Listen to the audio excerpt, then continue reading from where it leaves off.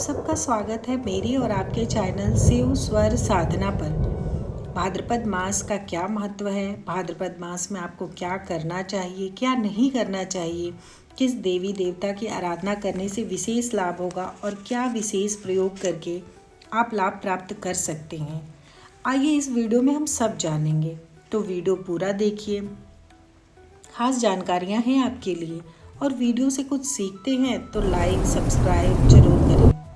आइए वीडियो शुरू करते हैं। भाद्रपद मास की शुरुआत रक्षाबंधन के बाद होती है, यानी रक्षाबंधन को सावन का महीना समाप्त होता है और उसके बाद भाद्रपद मास की शुरुआत हो जाती है। साल 2025 में भाद्रपद मास की शुरुआत 10 अगस्त से हो रही है। 10 अगस्त को भाद्रपद मास के कृष्ण पक्ष की प्रतिपदा तिथि से शुरू होगी और 7 सितंबर तक रहेगा। धार्मिक दृष्टि से भाद्रपद मास का बहुत महत्व है। इस महीने में कई प्रमुख त्यौहार मनाते हैं, जैसे कि एक तो हम सब जानते हैं कि भाद्रपद में जन्माष्टमी का पावन पर्व मनाते हैं। भगवान कृष्ण का जन्मोत्सव हम धूमधाम से मनाते हैं। इसके साथ ही गणेश उत्सव भी मनाते हैं। तो इस तरह से ये महीना बहुत महत्वपूर्ण है। इस महीने भगवान गणेश और भगवान कृष्ण दोनों की कृपा ले सकते हैं। इस महीने के कुछ नियम। भाद्रपद के महीने में कच्ची चीज़ें खाने से परहेज करना चाहिए। ख़ास तौर से जो लोग सलाद या कच्ची चीज़ें खाते हैं तो इस महीने से परहेज करें। दही का प्रयोग इस महीने पूरी तरह से वर्जित है, दही न खाएं। इस महीने ब्लड प्रेशर बढ़ने की संभावना होती है, जिसका ध्यान बनाए रखना चाहिए। भाद्रपद में शीतल जल से स्नान करना चाहिए ताकि आलस्य दूर हो सके। भगवान कृष्ण को नियमित रूप से तुलसी दल अर्पित करना चाहिए और तुलसी दल को चाय या दूध में उबाल कर पीना चाहिए। ऐसा करने से आपका स्वास्थ्य बेहतर रहता है। अब व्रत और त्यौहार के बारे में जानते हैं। भाद्रपद के महीने में गणेश चतुर्थी और गणेश महोत्सव का पर्व आता है।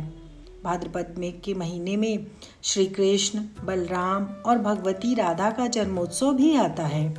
भगवान कृष्ण का जन्मोत्सव अष्टमी तिथि को मनाते हैं। इस महीने में महिलाओं के सौभाग्य का पर्व हरितालिका तीज भी मनाते हैं और इसी महीने में अनंत पुण्य की प्राप्त करने वाला पर्व अनंत चतुर्दशी भी आता है। कलंक चतुर्दशी भी भाद्रपद में ही रहती है। तो मुख्यतः भाद्रपद कृष्ण पक्ष में भगवान कृष्ण का जन्मोत्सव मनाते हैं, उनकी पूजा करते हैं और भाद्रपद शुक्ल पक्ष में गणेश महोत्सव मनाते हैं और भगवान गणेश की पूजा करते हैं। अब ये जानते हैं कि भाद्रपद के महीने में भगवान कृष्ण की कृपा कैसे मिलेगी।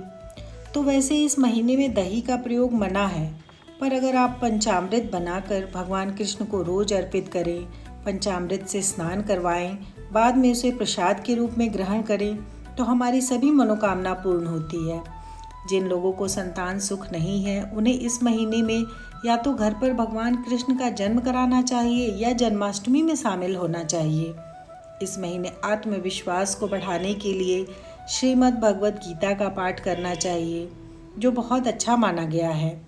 अगर आप ऐसा करें तो इस महीने में लड्डू गोपाल और शंख की स्थापना भी कर सकते हैं। इससे घर में धन संपन्नता बनी रहती है।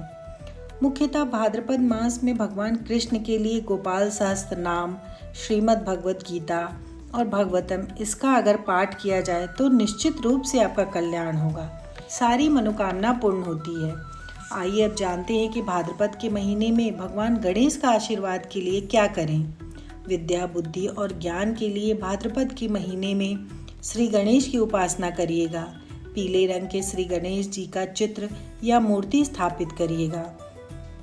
रोज सवेरे उनको दुर्वा और मोदक का भोग लगाएं और जितने दिन गणपति की पूजा कर रहे हैं, कम से कम उतने दिन सात्विक रहें। हर प्रकार की बाधा का नाश होगा। श्रद्धा, पवित्रता और भावपूर्वक गणपति की पूजा करेंगे तो समस्त बाधाएं दूर होगी। इस मास आप व्रत की शुरुआत भी कर सकते हैं। जन्माष्टमी, सकट या हरितालिका। भाद्रपद मास से जुड़ी ये संपूर्ण वीडियो आपको कैसी लगी? अच्छी लगी तो कमेंट में ज़रूर बताइएगा और लाइक और सब्सक्राइब करिए। कमेंट में राधे राधे लिखिए। तो चलिए मिलते हैं अगले वीडियो में। राधे राधे।